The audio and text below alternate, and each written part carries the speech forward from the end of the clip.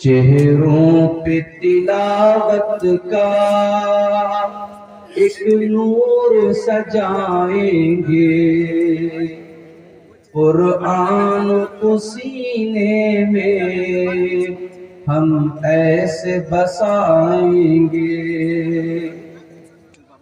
तत्हीरो हर दिल की कुरान की तिलावत से, शादाब रहे हर रूह ईमान की हलावत से। हम रब के हुजूर अपने जब सर को झुकाएंगे, चेहरों पे तिलावत का एक नूर सजाएंगे। हर महफिल कुरान में रहमत के वो साए हों, अल्लाह के फरिश्तों ने यूं पर फैलाए हों।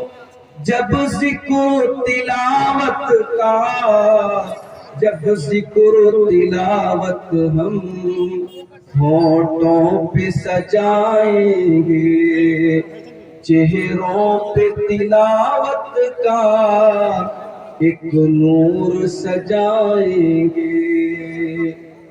नौखेज है हम खुनचे गुलदान मोहम्मद के, हम वारिस खुशबू है फरमान मोहम्मद के। हर दश्त को सीने को, हर दश्त के सीने को फूलों से सजाएंगे, चेहरों पे तिलावत का एक नूर सजाएंगे। कुरान को सीने में हम ऐसे बसाएंगे। आका ने कहा हमको बरतर ही वो इंसान है, तौहीद के दाई है जो रहबर ईमान है। कुरान को सीखेंगे और सबको सिखाएंगे, चेहरों पे तिलावत का एक नूर सजाएंगे। कुरान को सीने में हम ऐसे बसाएंगे। सदर महफिल शेख तौहीद आलम सलफी हफ़िज़हुल्लाह स्टेज के ऊपर मौजूद काबिल एहतराम उलमाए किराम, इलाके के बड़े कदीम इदारे दारुल कुरान अजीजिया के मुहतरम असातिज़े किराम, मुहतरम बुजुर्गों, नौजवान साथियों, माँ और बहनों, प्यारे बच्चों,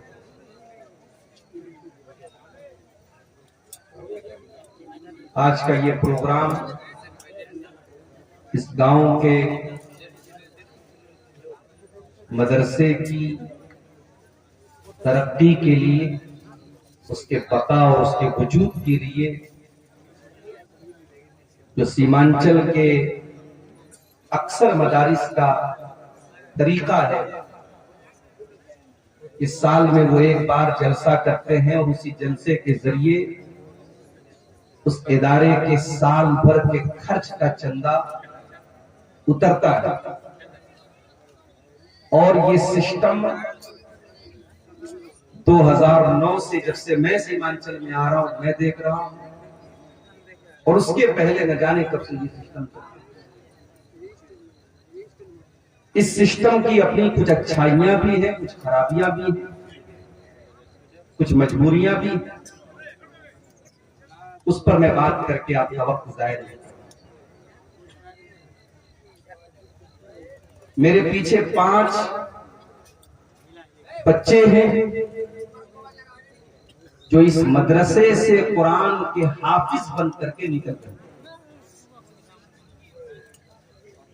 हमारी और आपकी नजर में कुरान का हाफिज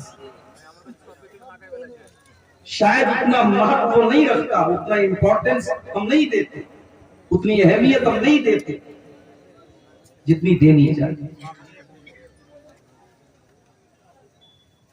जरा रब के कुरान से पूछो कि हाफिज कुरान का क्या मर्तबा है।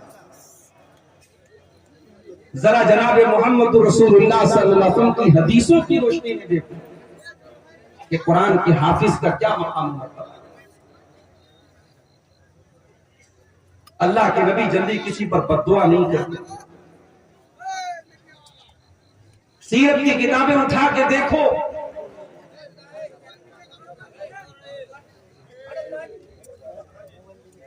अल्लाह के नबी के ऊपर बहुत तरीके के जुल्म सितम हुए, मगर आपने बद्दुआ नहीं।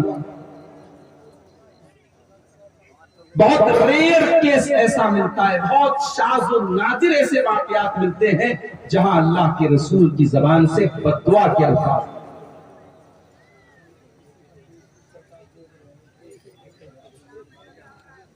एक मौका हमें सीरत नबी के अंदर मिलता है जब अल्लाह के नबी बद्दुआ करते हैं। कुछ कबीले के लोग आते हैं और धोखे से फ्रॉड करके, धोखा करके, फरेब करके वो अल्लाह के नबी के 70 ऐसे सहाबा जो कुरान के हाफिज थे, कुरान के कारी थे, उन 70 सहाबा को अपने साथ लेकर के जाते हैं और रास्ते में गद्दारी करके, फ्रॉड करके उन 70 सहाबा को शहीद कर डालते, कत्ल कर डालते।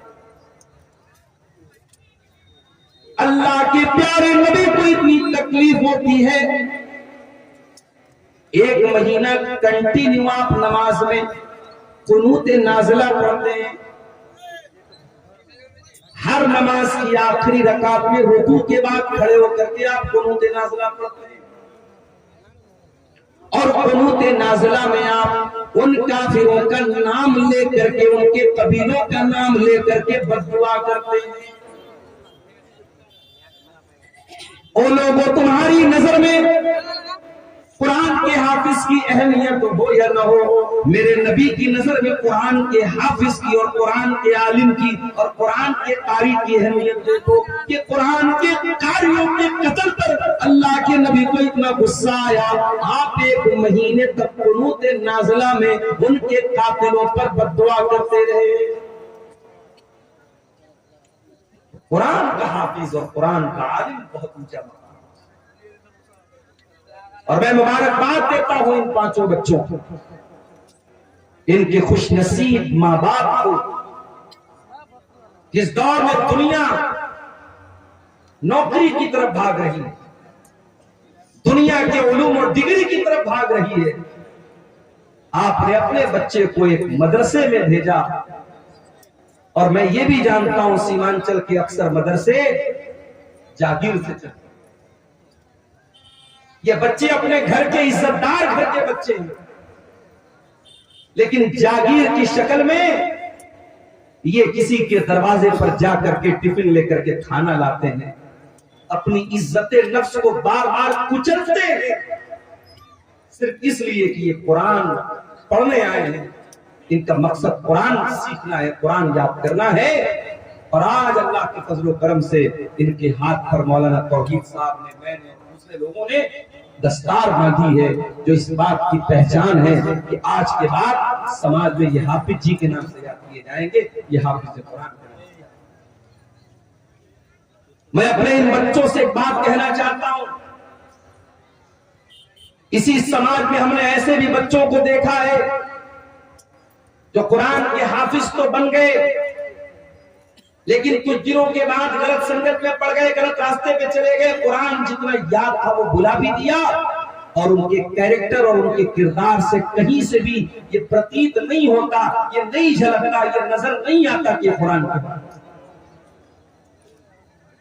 अय मदरसा दारुल कुरान से हिफ्ज करने वाले मेरे प्यारे बच्चों, तुम समाज में जब अपने नाम के साथ हाफिज का टाइटल लेकर के जा रहे, उस टाइटल की हिफाजत करना। दुनिया तुम्हारी हरकतों को देखने के बाद जस्टिफाई करेगी, तय करेगी कि हाफिज लोग कैसे होते हैं। मार्केट से तुम गुजरोगे, तुम्हारे सामने बहुत सारे गलत मनाजिर भी आएंगे, गंदी चीजें भी तुम्हारे सामने ऑफर की जाएंगी, देखने को तुम्हें उकसाया जाएगा, तुम्हें आकर्षित किया जाएगा। लेकिन तुम्हारे सीने में अल्लाह का कुरान है, इस कुरान की कदर करते रहना और उन नामुनासिब चीजों से, उन गंदी चीजों से, उन वल्गर चीजों से हमेशा अपने आप को बचा के रखना और इस कुरान की हिफाजत करते रहना।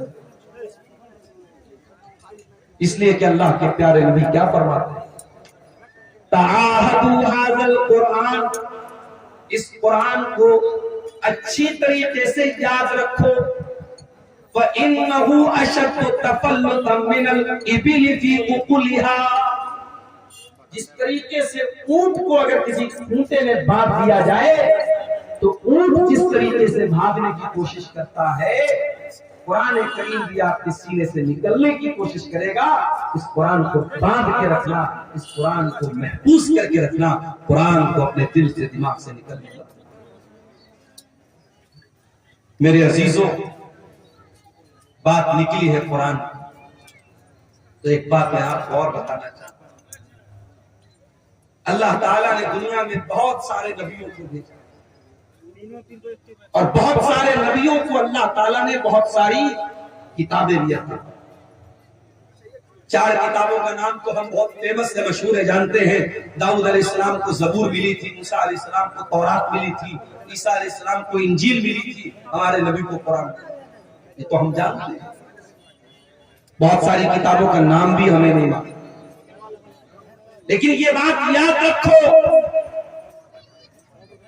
जिस तरीके से अल्लाह का आखिरी नबी खातमुन नबीयीन ने, अब आपके बाद दुनिया में कोई नबी आने वाला नहीं, कोई रसूल आने वाला नहीं है, उसी तरीके से कुरान अल्लाह की आखिरी किताब है। अब कुरान के बाद कोई दूसरी किताब दुनिया में आने वाली नहीं है। कुरान ने पिछली तमाम किताबों को मंसूख कर दिया, कैंसिल कर दिया। अब कानून चलेगा तो कुरान का चलेगा। अब अगर माना जाएगा किसी किताब के कानून को, अगर कोई किताब बुक ऑफ लॉ है, अगर कोई किताब कानून की किताब है, तो वो कुरान मजीद। और इसीलिए अल्लाह ताला ने कुरान को उतारा तो कौन से फरिश्ते के जरिए उतारा?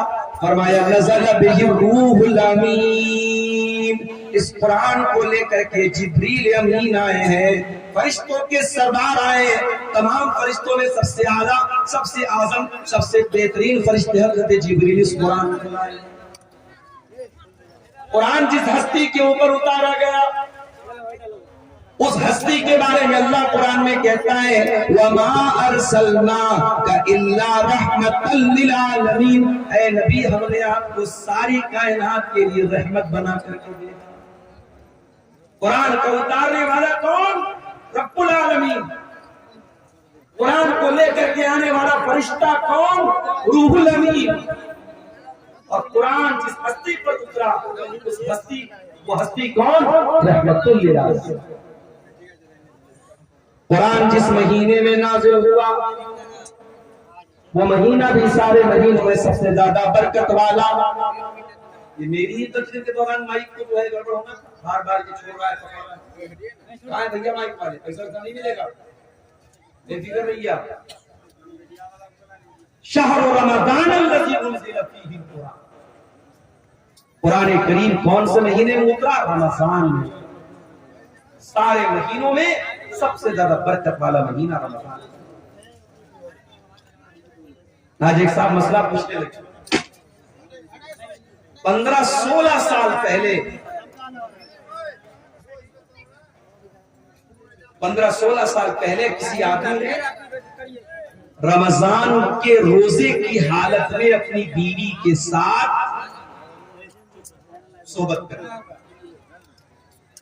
गलती का एहसास हुआ। अब वो इंसान कफ्फारा अदा करना चाहता है। मेरे पास मसला आया, मौलवी साहब कफ्फारा क्या है? मैंने कहा 60 दिन कंटिन्यू रोजा रखा, एक दिन की भी गैपिंग नहीं। एक रोजा अगर आपने खराब किया तो आपको 60 रोजा रखना है कंटिन्यू। और अगर 60 रोजे की ताकत नहीं है तो 60 मिस्कीन को खाना। ये रमजान के रोजे की अहमियत, और रमजान के रोजे में अगर कोई ये गलत काम कर देता है तो उसकी इतनी बड़ी सजा है। तो कुरान उतरा है रमजान, फिर रमजान के आखिरी अशरे की किसी एक रात में कुरान उतरा है। वो रात भी तमाम रातों में सबसे अफजल है। इन्ना अंज़लनाहु फी लैलतिल क़द्रि व मा अदराका मा लैलतुल क़द्रि लैलतुल क़द्रि खैरुम मिन अल्फि शहर। ऐ नबी, इस कुरान को हमने लैलतुल क़द्र में उतारा है। और आपको क्या मालूम कि लैलतुल क़द्र क्या है? लैलतुल क़द्र 1000 महीने से अफजल है। 1000 महीना कैलकुलेटर पे कैलकुलेट करो, तकरीबन 84 साल बनते हैं। एक रात जिस रात में कुरान उतरा है, उस एक रात की फजीलत ये है कि वो एक रात अल्लाह ताला के यहाँ 84 साल से बेहतर है। ये है कुरान। हमने कुरान को बड़ी आसानी से हासिल कर लिया है। इस कुरान की कदर हमको नहीं मालूम। ये कुरान बहुत बड़ी दौलत है अल्लाह ताला का। ये कुरान अल्लाह ताला की बहुत बड़ी नेमत है मेरे भाइयों। ये कुरान हमें और आपको मिला है। इस कुरान की कदर करो, इस कुरान की वैल्यू को समझो, इस कुरान की कीमत को समझो। मान लीजिए हाई स्कूल और इंटर की परीक्षा देने वालों को हमारे यूपी में योगी जी टैबलेट दे रहे हैं। इंटर और बीए करने वालों को योगी जी टैबलेट दे रहे हैं। लैपटॉप दिया जा रहा है। उस टैबलेट को, उस लैपटॉप को एक स्टेट का मुख्यमंत्री दे रहा है तो उसकी बड़ी वैल्यू हो जाती है। अगर आपके मोबाइल पर मैसेज आ जाए, देश के प्राइम मिनिस्टर का मैसेज आ जाए, स्टेट के चीफ मिनिस्टर का मैसेज आ जाए और उसमें आपका नाम लिखा हो और आपको मुखातब किया गया हो, आप तो बाग हो जाएंगे। इतनी बड़ी हकीकत मेरे पास मैसेज आया। ओ लोगों, ये कुरान में तो अल्लाह का मैसेज है। ये कुरान अल्लाह ताला का लास्ट मैसेज है। ये अंतिम संदेश है जो अल्लाह ने आपको दिया है। फरमाया शहरु रमज़ान अल्लज़ी उन्ज़िला फ़ीहिल कुरान हुदल लिन्नासि व बय्यिनातिन मिनल हुदा वल फ़ुरक़ान। ओ लोगों, ये कुरान रमजान के महीने में उतारा गया है और ये कुरान सारी मानवता के लिए गाइडेंस का काम करता है, मार्गदर्शन का काम करता है। सही क्या है, गलत क्या है, खरा क्या है, खोटा क्या है, सच्चा क्या है, झूठा क्या है, शिर्क क्या है, तौहीद क्या है, ये कुरान आपको बताएगा। वबय्यिनातिन मिनल हुदा वल फ़ुरक़ान, ये हक और बातिल को खोल खोल के बयान करने वाली किताब है। लाओ दुनिया की कोई और किताब, लाओ दुनिया की कोई और किताब। डॉक्टर जाकिर नाइक पड़ोसी मुल्क के दौरे पर है। एक क्रिश्चियन ने सवाल किया, डॉक्टर साहब आपने बाइबल की फला आयत पढ़ी है, आपने गलत तरीके से कोट किया है। डॉक्टर साहब ने कहा, डॉक्टर जाकिर नाइक ने कहा कि अगर मैंने गलत कोट किया है आप प्रूफ लाके दे दो, मैं मान लूंगा। अपनी दूसरी तकरीर में डॉक्टर जाकिर नाइक बोलते हैं कि बाइबल के इंडिया के अंदर कई हजार नुस्खे हैं और उन हजारों नुस्खों में बहुत डिफरेंस है, बहुत फर्क है, बहुत अंतर है। बाइबल के अलग अलग एडिशन में बहुत अंतर। दूसरी तरफ आ जाओ कुरान के अंदर, उस्मान गनी रज़ी अल्लाह तआला अन्हु कुरान पढ़ते हुए शहीद किए गए और जब वो कुरान पढ़ रहे थे उस कुरान की कॉपी के ऊपर, उस कुरान के नुस्खे के ऊपर हजरत उस्मान गनी के खून के छींटे भी पड़े। और मालूम है वो कौन सी आयत पढ़ रहे? ये भाई क्या हो रहा है?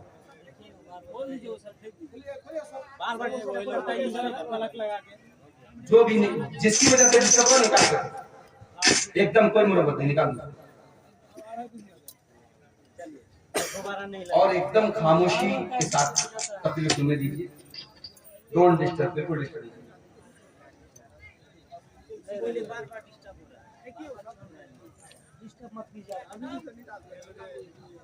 तो कुरान करीम, उस्मान गनी रजी अल्लाह ताला अन्हु कुरान की तिलावत कर रहे हैं, और कुरान के जिस नुस्खे पर हजरत उस्मान गनी के खून के छींटे पड़े, वो आज भी ताशकंद के म्यूजियम में वो कुरान मौजूद है। और आपको जान करके आश्चर्य होगा, हैरत होगी कि उस कुरान में और आज हमारे पास जो कुरान मौजूद है, देयर इज नो डिफरेंस, कोई अंतर नहीं है, कोई कुरान का है। इतना ही नहीं, उस्मान गनी जब कुरान की तिलावत कर रहे थे, कौन सी आयत पढ़ रहे थे? सूरह बकरा की आयत पढ़ रहे थे, फसयकफीकहुमुल्लाह वहुवस समीउल अलीम। अल्लाह ताला इनके लिए काफी हो जाएगा, अल्लाह इनसे इंतकाम ले लेगा, इनसे बदला ले लेगा। अल्लाह सब कुछ सुनने वाला, सब कुछ जानने वाला है। उस्मान गनी कुरान की तिलावत कर रहे हैं और कुरान की यही आयत को पढ़ रहे हैं, उसी हालत में उनको ज़बा कर दिया गया, शहीद कर दिया गया। उस्मान गनी कुरान से बहुत मोहब्बत किया करते थे, बहुत मोहब्बत किया करते थे, इसीलिए उस्मान गनी रज़ी अल्लाह ताला अन्हु का इंतकाल भी हुआ तो कुरान पढ़ते हुए हुआ। और उस्मान गनी कहा करते थे, लौ कहरत कुलूबुकुम मा शबियत मिन कलामिल्लाह। वो लोगों, अगर तुम्हारा दिल पाक और साफ होता तो कुरान को सुन करके कभी तुम्हारा दिल न भरता, कभी तुम्हारा दिल आसूदा न होता, कभी तुम्हारे दिल को सेरी हासिल न होती कि मैंने बहुत कुरान पढ़ लिया। मेरे नौजवान साथियों, जरा अपने अपने गिरबान में झांक के बताओ, आखिरी बार तुमने कुरान पढ़ा? हर शख्स अपने ऊपर गौर करे, उसने आखिरी बार बैठ करके आधा घंटा कुरान का पढ़ा था, जरा बता दो। अब अगर मैं ये पूछूं कि आखिरी बार तुमने व्हाट्सएप कब देखा था, कहोगे 10 मिनट पहले। मैं पूछूं आखिरी बार तुमने फेसबुक पर रील्स कब देखी थी, मौलाना साहब अभी तकरीर सुनने के पहले तो देखी। तुमने लास्ट टाइम यूट्यूब के शॉर्ट्स कब देखे थे, अभी तो तकरीर में आने के, जलसे में आने के पहले हमने देखा था।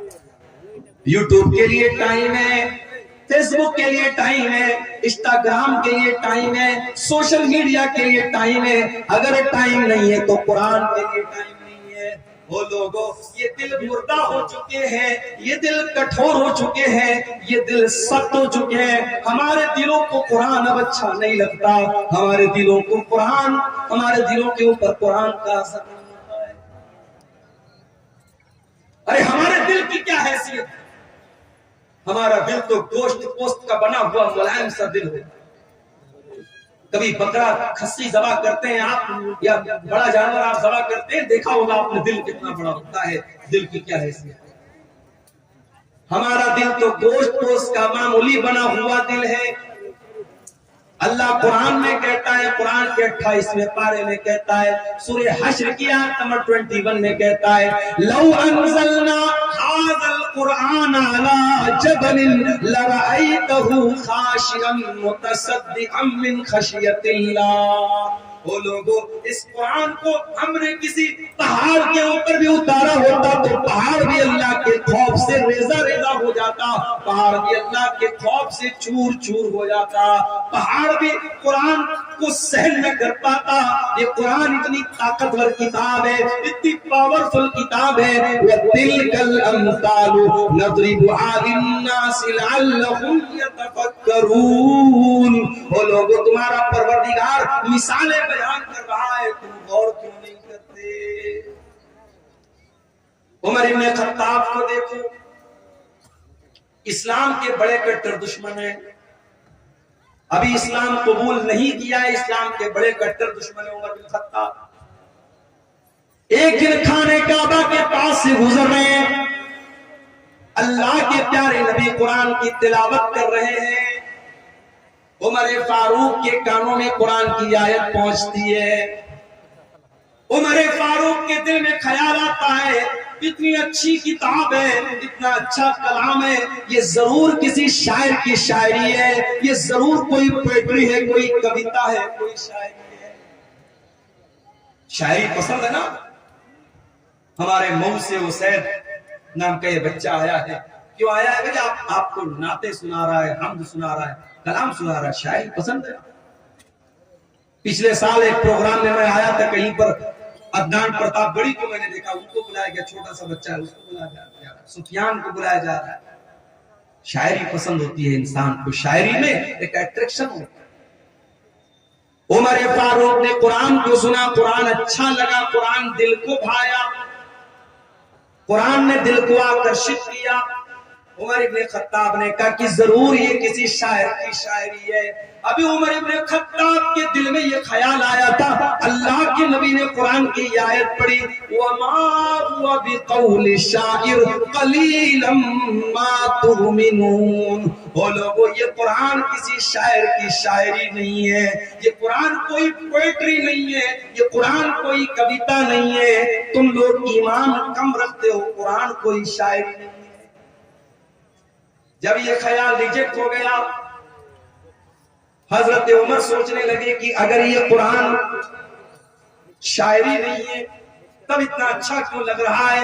इसका मतलब कि कुरान मैजिक है, कुरान जादू है, कुरान किसी काहिन की कुहानत है। कुरान के जरिए मोहम्मद रसूलुल्लाह हमारे दिलों को अपनी तरफ माइल कर रहे हैं। अभी उमर इब्ने खत्ताब के दिल में ये ख्याल आया कि अल्लाह के नबी ने कुरान की अगली आयत पढ़ दी, वला बिक़ौलि काहिनिन क़लीलन मा तज़क्करून।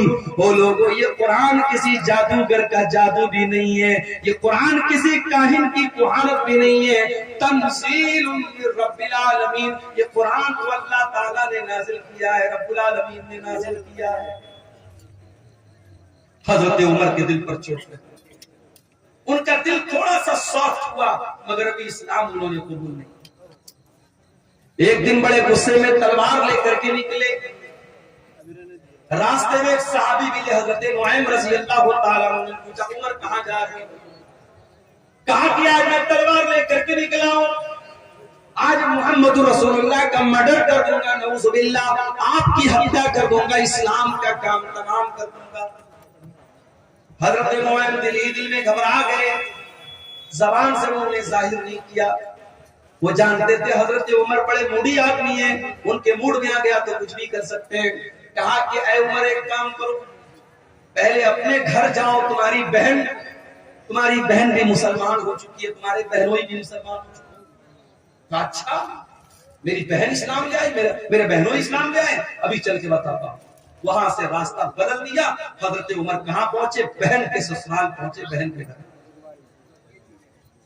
अंदर बहनोई कुरान की तिलावत कर रहे थे, कुरान पढ़ रहे थे। हजरत खब्बाब रजी अल्लाह तआला उनको कुरान पढ़ा रहे थे। हजरत उमर ने दरवाजा खटखटाया, बहनोई ने अंदर से पूछा कौन? कहा कि मैं उमर इब्ने खत्ताब। जल्दी से कुरान को छुपाया गया, दरवाजे को खोला गया। हजरत उमर ने कहा, मुझे पता लगा है तूने इस्लाम को कबूल कर लिया है, मेरी बहन, इतना गलत काम तुमने कैसे कर दिया? इतना कहने के बाद अपनी बहन को मारने लगे। बहनोई बचाने के लिए आए, बहनोई को भी मारने लगे। हजरत खब्बाब तो एक कोने में छुपे हुए थे, बहनोई भी लहूलुहान, बहन भी लहूलुहान। बहन ने कहा कि ऐ उमर, कान खोल करके सुन ले, जितना मारना है मार ले, जितना सितम करना है सितम कर ले। ऐ उमर, अब इस्लाम हमारे दिल के अंदर दाखिल हो चुका है, अब तो इस्लाम को हमारे दिल से नहीं निकाल सकता। हजरत उमर सोचने पर मजबूर हो गए कि वो बहन जो कल तक अपने भाई की आंखों से आंखें मिला करके भी बातें नहीं करती थी, आज कितने धड़ल्ले से मेरी बातों का जवाब दे रही है। इतनी हिम्मत मेरी बहन के अंदर कहां से पैदा हो गई? कहा, अच्छा बहना, ये बता, वो जो तू कलाम पढ़ रही थी, कुरान पढ़ रही थी, क्या मैं भी पढ़ सकता हूँ? कहा, नहीं, तुम नहीं पढ़ सकते, तुम नापाक हो, जाओ पहले गुस्ल करके। हजरत उमर ने गुस्ल किया, पाक साफ होकर के आए, कुरान उनके सामने रख दिया गया और कुरान की सूरह ताहा की आयतें उन्होंने पढ़ी। ताहा मा अंज़लना अलैकल कुरआन लितशक़ा इल्ला तज़किरतन लिमन यख़शा। हजरत उमर पढ़ते चले जा रहे हैं, कुरान की आयतों को पढ़ते चले जा रहे हैं और उनके सीने में जो दिल था वो इस्लाम की तरफ माइल होता चला जा रहा है। जब तिलावत खत्म कर चुके, कहा कि ऐ मेरी बहना, ये अल्लाह का कलाम है, मैं भी इस पर ईमान लाना चाहता हूँ, मैं भी इस्लाम कबूल करना चाहता हूँ, मैं भी मुसलमान होना चाहता हूँ। हजरत सईद बिन ज़ैद उनके बहनोई थे, उनको लेकर के दारे अरकम में पहुंचे, जहां अल्लाह के नबी अपने सहाबा को लेकर के छुपे रहते थे और इस्लाम की वहीं पर तबलीग करते थे। दारे अरकम में पहुंच करके हजरत उमर ने दरवाजा खटखटाया, अंदर से पूछा गया कौन? कहा कि मैं उमर बिन खत्ताब। अंदर सहाबा किराम कर गए, अरे उमर आए, पता नहीं क्या इरादा लेते। हजरत हमजा भी इस्लाम ला चुके थे, उन्होंने कहा कोई बात नहीं, आने दो, अच्छे मकसद के तहत आया है तो अच्छी बात है, बुरे मकसद के तहत आया है तो उसी की तलवार से उसको खत्म कर दूंगा। आने दरवाजा खोला गया, हजरत उमर फारूक रज़ी अल्लाह तआला अन्हु अंदर आते हैं और अल्लाह के नबी के पास आकर के कहते हैं अशहदु अल्ला इलाहा इल्लल्लाह व अशहदु अन्नका रसूलुल्लाह। अल्लाह के नबी, मैं कोई दुश्मनी करने नहीं आया, मैं कोई मर्डर करने नहीं आया, मैं कोई हत्या करने नहीं आया, मैं अल्लाह की तौहीद का ऐलान करता हूँ और मैं आपके रसूल होने का ऐलान। अल्लाह के नबी ने अल्लाह का शुक्र अदा किया, क्योंकि आपने अल्लाह से दुआ की थी कि अल्लाह तू दो लोगों में से किसी एक को इस्लाम की तौफीक दे दे, चाहे उमर बिन हिशाम को, जिसको अबू जहल कहते हैं, उसको तो इस्लाम की तौफीक दे दे, चाहे तो उमर बिन खत्ताब को दे दे। अल्लाह को उमर बिन खत्ताब पसंद थे, अबू जहल पसंद नहीं था, अबू जहल को ईमान की दौलत नहीं मिली, हजरत उमर को मिल गई। अल्लाह के नबी ने अल्लाह का शुक्र अदा किया और मुसलमानों ने मिलकर के नारे तकबीर लगाया, इतने जोर से नारे तकबीर लगाया कि पूरी मकान की छत